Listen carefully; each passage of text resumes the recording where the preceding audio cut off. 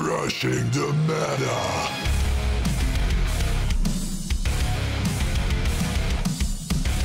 Big welcome to you all to our channel. We are Team Crushing the Meta, and today I'm here for you guys with the deck profile on the Turbo GB8 deck of Rising Star. The previous deck profile, if you haven't seen that deck, that's deck profile that talked about the heavy combo deck. So I showed you the deck with combination with Giant Star and Rising Nova, and that deck is very combo heavy, and that's when you play more fake bombers, you play more Blackguard, laser Blackguard, and because the deck depends on finishing up with your Miracle Ace or Dirty Piccolo or Agrius himself on the first stride or sometimes second stride. But in this deck, it's more about the GB8, but it is not too just turbo. I mean, if you really want to only play the turbo deck, then you will play 4 beans and you play 4 or 3 mega trainers. But I like to play only 1 mega trainer in this deck and 4 beans. Why? Because by playing only 1 mega trainer, you still have some combo pieces left in your deck, 3 more combo pieces to work with. And by playing 4 mega trainers or 3 mega trainers, you will take some of your combo pieces out, and you don't really want that. But it depends on what you want and what your meta look like. So let's go through the deck and let me explain some of the cards. For the grade 3, your main Vanguard and your best grade 3, even to call, extend your combos and does a lot of crazy things, is of course Great Star. Playing him at 4, if you really want me to talk about this card, I could talk for weeks about this card. This card is devastating. It's so good in your baddest matchups.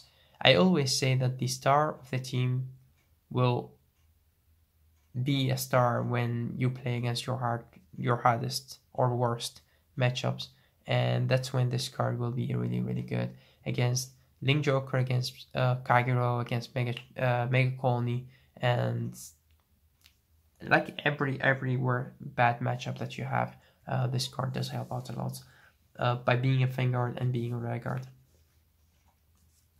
Then next card that you play, that we talked about him, and the reason why you play him is because your heals have Dudley in the card name.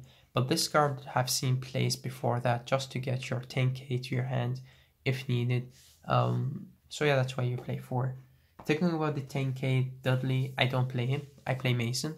There are a lot of reasons why I like to play Mason, but it really depends on what you want to play. I mean, if you really are afraid of deleters and something like Aqua Force, then you could play the 10k as your Vanguard, but I like Mason more, way more.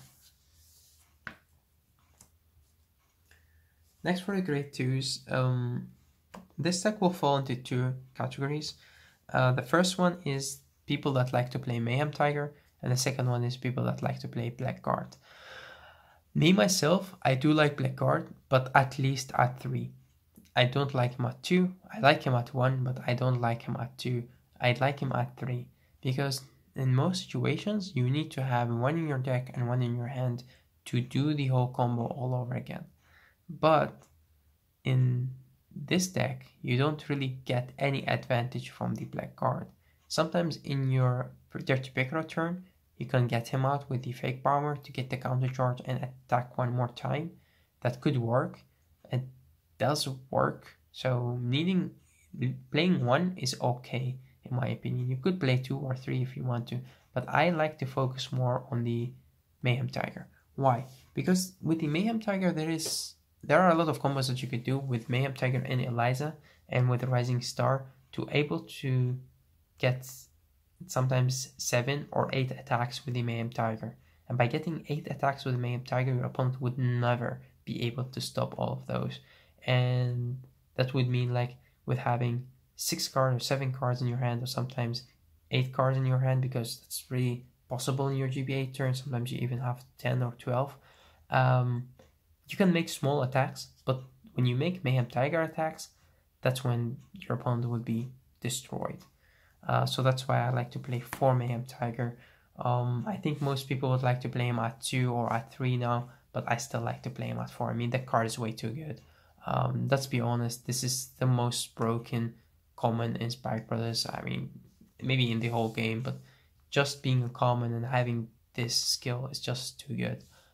Your opponent can't always, even if they have like 4 perfect guards and 4 heal triggers in hand, they still lose to this card.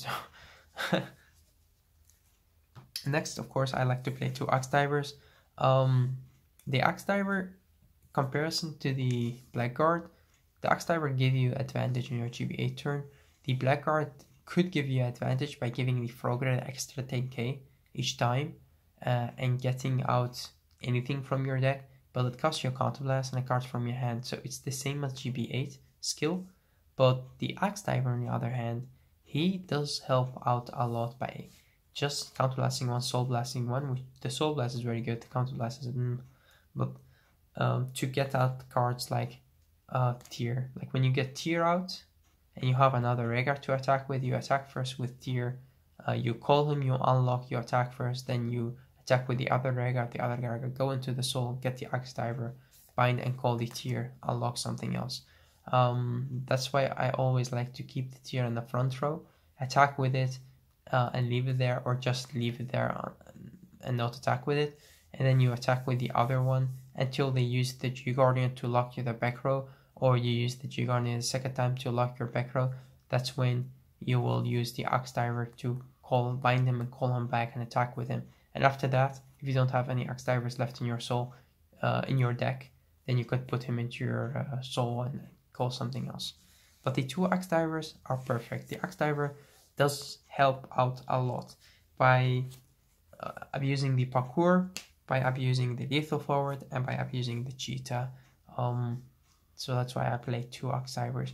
The Axe Diver lethal forward combo, you all know about that, and if you don't know, you could see the previous deck profile or the combo video that I made. I made multiple combo videos to talk about Strike Brothers, and now with the cheetah you could do the same attack with cheetah, give it an extra 5k, Soul Blast 1, call it back and call the Axe Diver, and the Axe Diver will call and bind the cheetah, attack with the cheetah again. So there are a lot of crazy things that you could do in this deck, especially, as I said, the GB8 turn is really interesting to do. It's not really just attack and put back and put your soul, and attack and put to your soul. So it's not like that. You can do a lot of things.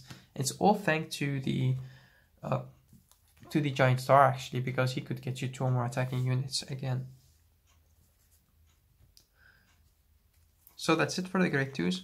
4 Mayhem Tigers, followed up by 2 Axe Divers, and then a lot of 1-ups, like 1 Blackguard, 1 Lethal, 1 Cheetah, 1 Parkour, and of course the 1 Mason.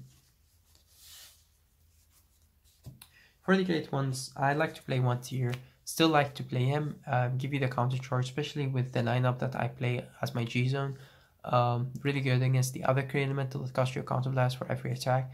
Remember that you could call him, Counterblast, and then boost or attack with him and leave him there. The same with Parkour, then call the Axe Diver, bind and call him back and get the counter charges again. The Axe Diver is just way too good.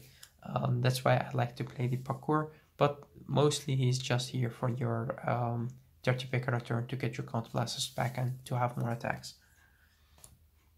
In the combo heavy deck, the Parkour does way more than in this deck. Then I like to play 1 Eliza. This is another card that you could take out to put Mega Trainer in here. So the Mason, you could take him out to put, or at grade 2, any grade 2, because you play 11. And you always have your Jelly Beans to search up one of your grade 2s if you play the 10k or Mason. But you could take her out to put another Mega Trainer, so that's the second Mega Trainer, so then you would play 3, which does work perfectly. I've tried that as well, but I do really miss Eliza. Playing Eliza at 1 do really help out a lot. Gives you advantage in your GB8 turn, your Dirty Piccolo turn, I mean, hell, even in your first stride if you want to. If you don't really like to play the Eliza, then I would advise you to play 4 copies of Fake Bomber. This card is way too good. Way too good. Especially with the Rising Star and with the Blackguard. The 3 cards could do a whole loop. But yeah, play him at 2, play him at 3, play him at 4. If you have space, play him as much as you can. The best number for him to play is 3 actually, but really I don't have the space and I don't want to take the Eliza out. I like to have more options in this deck, and that's why I play so much 1-offs. And if you really think that doesn't work, well, don't forget you still have him that could put your combo pieces back to your deck. Next, I play 3 copies of Frog Raider, of course. You do need him. He does help out with all of your combos. He's your asshole, your bitch, your everything. This is the bitch of the deck, actually. Does get a lot of power, especially with the Cutting Brain, which you play now at 4, because there is, in my opinion, no reason to play any other perfect guard in this deck except him. Do I really have to explain this? I mean, think about it. You have 3 copies of him in your drop zone because you put them into your soul, or you have him in your drop zone already. Then you call the tier or anything that soul blast. You soul blast every card, or like 3 or 2 or 3, depending on how much you have in your deck. Soul blast everything into your drop zone and leave only 1 in your deck. You call him out using the Rising Star skill, or you always call him out by having 2 attacking ray guards. You attack with him, and then you put him back to your deck. Bind 3, give your Frog Raider an extra 30k. Then you attack with the other ray guard, put it into your soul with Hill Ardate skill. Call, of course, the Giant Star. The Giant Star will call him back. You attack with him again, put him back to your deck. Give your Frog Raiders another 30k. Attack with Giant Star, put it into your deck, call another Giant Star. The Giant Star will call him again. And that's the combo that you can do with him, which I did in my previous game when I gave my Frog Raider an extra 90k. 90k. So the Frog Raider was sitting at 102. Because I got a draw trigger as well, but you could power him up even more by using Eliza or Blackguard. But my opponent was just like, okay, I forfeit the match. Your Frog Raider is way too strong. But yeah, you can do a lot of crazy things with your with the Cutting Brain. And also I play for 3 copies of Verdi. Always good to get him out with your Mega Trainer to get you the right grade 3, because you really don't want to ride Beans. And in my opinion, there is no reason to play him at 4, because Jelly Beans always go back to your deck and you have more Stride Folders to work with. That's why Jelly Beans is better than Mega Trainer, not just because he costs you Counter Blast less, but because it's a grade 3 and you can stride with it. And because that your Giant Star is good as a Vanguard and Vanguard, you don't have to make space for Rising Nova, which is a useless card in your deck after you ride him already. But Giant Star is just too good. Being Hive Maker and Rising Nova in one, actually. That's Rising Star. That's it for the grade 1. For the grade 0s, of course you play 4 copies of Lindsay. She is the reason why you don't play the Unflip PG anymore. She does really help out a lot by having the Dudley name, of course, but also the counter charge one is just perfect for this deck. This is the best heal trigger that we will ever get in Spike Brothers. Then I play only 4 crits. I've tried 5 crits, but I didn't like it. I see the 5th crit always ended up in the damage zone, and you could play the Silent Joker or the Lyre Lips, but I like the Lyre Lips more because she does give you an extra attack. Like you can attack for a 9, and then she goes into the soul, and then you draw a card, and with Agrius you put him in your bind zone, leave him there. But always with your Frog Raider, she does give out the extra 10k for your Frog Raider while attacking. It's just, the card is really good. I do like it, and of course because it's an SP.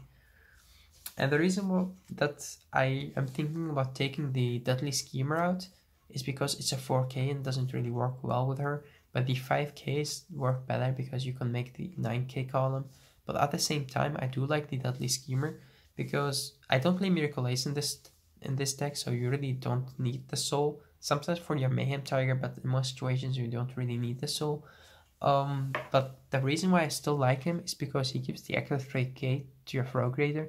And sometimes you play against a deck like a Messiah or anything that could give power to their Vanguard, like 2k, 3k, and then this card would help out a lot. Like when I play against Messiah and they have 1 sacrifice on the field, I always use him to give the Frog Raider the extra 3k to be able to hit above the power that sacrifice gave to their Vanguard. Sacrifice gives 3k to the Vanguard, so if they have 2 sacrifices, that's mean that extra 6k, he would still be able to give your Frog Raider the extra power to hit above the 1k because if you don't, then their finger will be sitting at 17, which means that they will have each attack that you make, they could guard with 10k less, and by using his skill, they will have to guard with 5k less. Or sometimes if they have like only one sacrifice on the field, then your attack will still be able to hit for the same number. So that's really nice. That's why I like him. And of course, for your starter, you play the Mega Trainer. I mean, there is no reason to play any other starter. But yeah, as I said, I only like to play one Mega Trainer in this deck to be able to have at least some combos. To go into the G zone, you have 3 options to stride into. You have, of course, Agrius. You have Dirty Piccolo, and of course your GB8. And then of course I play Mirandol, and I also play Seabreeze. But in my opinion, the Seabreeze is stable. Being a Cray Elemental is also pretty nice. And the Mirandol is if you really can't counterblast, so you can't use Agrius, then you go into Mirandol. Or sometimes if you really want to stride but not attack, he still give you the flip, which does work. You don't always have to attack. And also being a Cray Elemental is very nice. But in most situations, you will stride into your Agrius. And as you can see, I don't play Supernova anymore, so playing 4 copies of Agrius. If you really want to play Supernova, then I advise you to take 2 Agrius out, and the Mirandol to play the 3 Supernovas. But yeah, I do like Agrius really much, a lot. The Agrius is in my opinion, very good. I mean, combine or compare him to the Supernova with the Rising Nova Vanguard. That combo, or striding into Supernova, will cost you a card from your hand because you need the stride skill, and your Supernova will charge only one of your units, so you have 2 charging units by costing you a card from your hand. Agrius is definitely better because you have like 3 cards in your hand, being one of them a draw trigger. Let's say you have 2 draw triggers on your hand, a Liar Lips and a great one, let's say Eliza or a Frog Raider or anything. You ride into your Giant Star, you use the skill of Giant Star to get the Cheetah or the Lethal Forward. Let's say you get Cheetah out, and then you put the Frog Raider behind the Cheetah, or you put the Frog Raider behind your Liar Lips. It could also work, depend on if they have a 9k on the field or not. But then you attack with the Liar Lips boosted by the Frog Raider or the Draw Trigger. You attack also with the Cheetah boosted by something else, the great one that you had, as I said. And then after that, you attack with him. Use the Liar Lips skill to go into your soul to draw you an extra card, and then use his skill to bind the 3 cards, which are the Cheetah after it attacks, because it come back as a rest. So Cheetah, the Draw Trigger, and the extra great one, or anything that you had. And then you get 2 back, which you leave the Draw Trigger in your bind zone because you don't need it anymore, and you could get the 2 cards back. Let's say you get the Cheetah and the Frog Raider back, you could attack with them again, and he draws you a card. So that combo gives you 2 cards, while the Rising Nova combo costs you 1 card from hand. So that's actually a +2 and not a +1, in my opinion.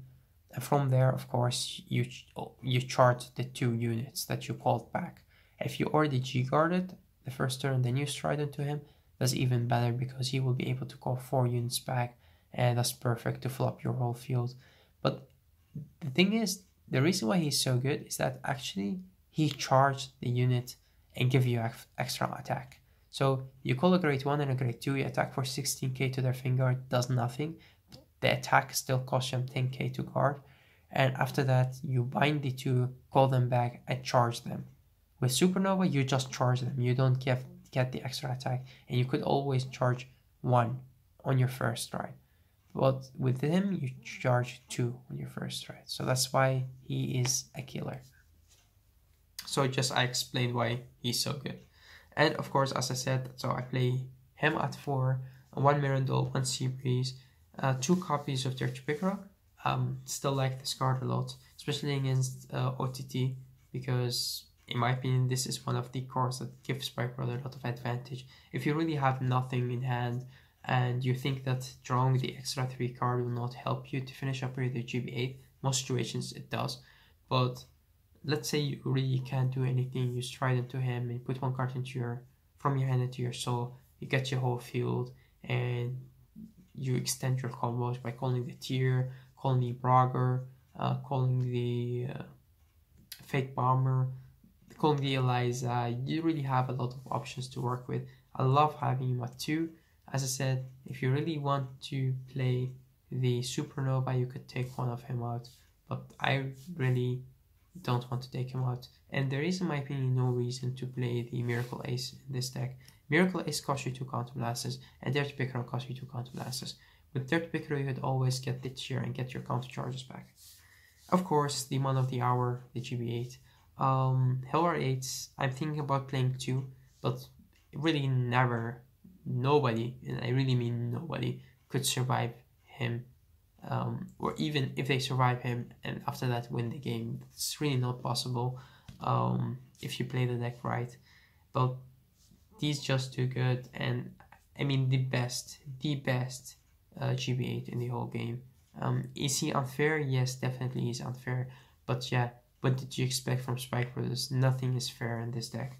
I mean, Dust, we're talking about Dust. Let's talk about Dust. For like, give me 2 minutes to talk about Dust. People now are going crazy about Dust, but we have VMAX. We have a lot of cards that give damage, the 6 damage and not lose. But is Dust unfair? Yes, I do agree with you guys. Dust is unfair because his first skill is very good and he does also give the damage.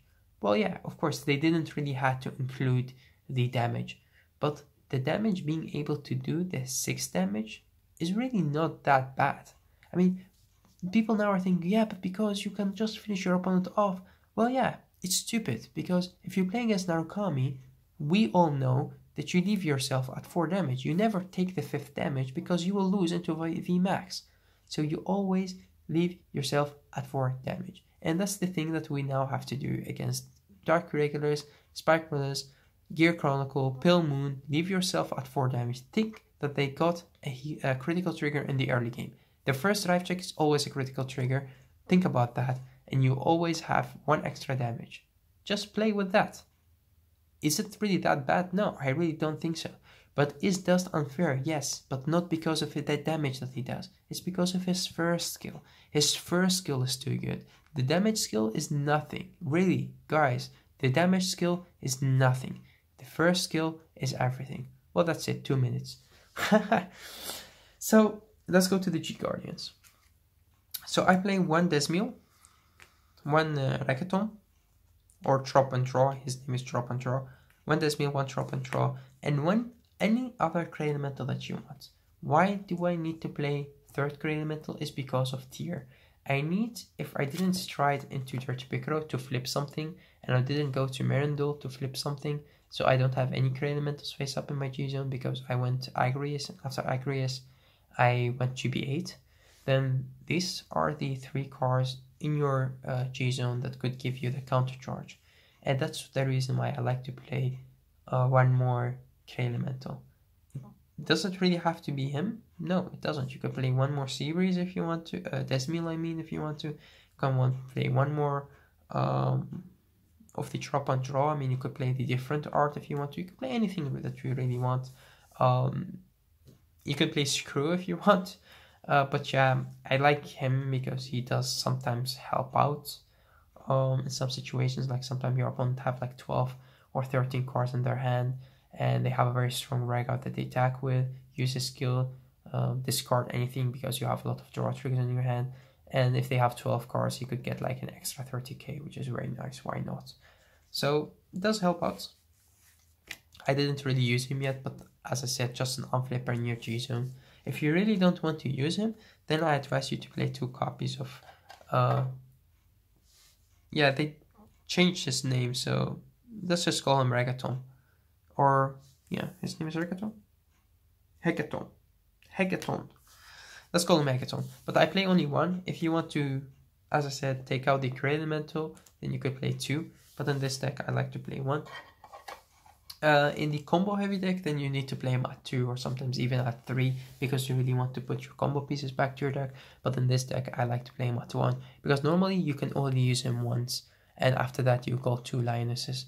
So, or you go 3 Lionesses if you want to strike GB8 first, right? But this would be your first G Guardian, or him. One of these two will be your first G Guardian. After that you will go full up Lioness. Of course, talking about Linus, there he is. 3 copies of him to play the 7 G Guardians, to be able to go GB8 first, right? Some of my good friends play only 6 G Guardians, but I play him still at 3, because sometimes you go Seabreeze first, right? And Seabreeze doesn't flip anything, and that's when you will need the 3 Linus to go GB8 by using Linus as a first G Guardian, so you have GB3, and then when they attack you use 2 Linuses at the same time to get to GB8. So that's actually it for the deck profile. Tell me guys what you think about the deck. Do you really want to play more Mega Trainers? I mean, I could take out the Eliza to play a Mega Trainer, and I could take out like any other grade 2 if I wanted to play one more Mega Trainer, but I really like the deck as it is right now. Maybe take out the 1 Eliza, but I will think about that. I mean, 1 Eliza for a Mega Trainer, Counterblast for a Counterblast, it could work, but the reason why I play Eliza is because when you go into there to pick it up, and you have the 3 Counterblasts to work with, and you really don't have to call tier, then you call the Eliza and the 2 Tigers, so you got to the triple Tiger attack, and I really like the triple Tiger attack combo. The same with Lethal Forward. I like Lethal Forward because he works very good with the Axe Diver, and those combos are from the previous deck before the support, and I like to mix the 2 decks. But Blackguard, Giant Star, and especially Fake Bomber, those 3 cards are the new life to the deck, but all of those 3 cost you a card from your hand, so remember that. And Eliza, Axe Diver, Lethal Forward, the older cards, they doesn't cost you a card from your hand, they give you advantage. So that's the difference between the 2 choices that you could make. So that's it for me. Tell me what you want to see next. As always, go to our channel, subscribe to our channel, like our videos. If you don't like them, tell us why you don't like them, or give them a thumb down. I mean, it's alright. I mean, at least when we get a reaction, we know what you guys want to see next. So it's really nice. We have now a lot more subscribers and a lot of people that are active on our Facebook group. Of course, JD is doing a very good job on giving us the updates on every new cards that come up, and we have discussions. We have people choosing. I mean, I let you guys choose the sleeves of my deck. How about that? But yeah, thanks guys for watching. Until next time.